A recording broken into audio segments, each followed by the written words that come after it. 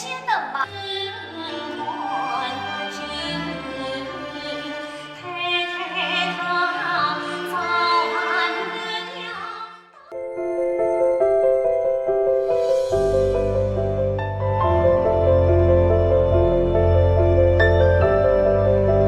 然后现场看其实还是蛮震撼的，包括他们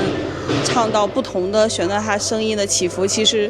带动了你的心上下跳动那种，就是包括2个多小时一直这么唱，就是情感各方面都很饱满，真的就是很棒很棒。因为我之前就特别喜欢陈丽君姐姐，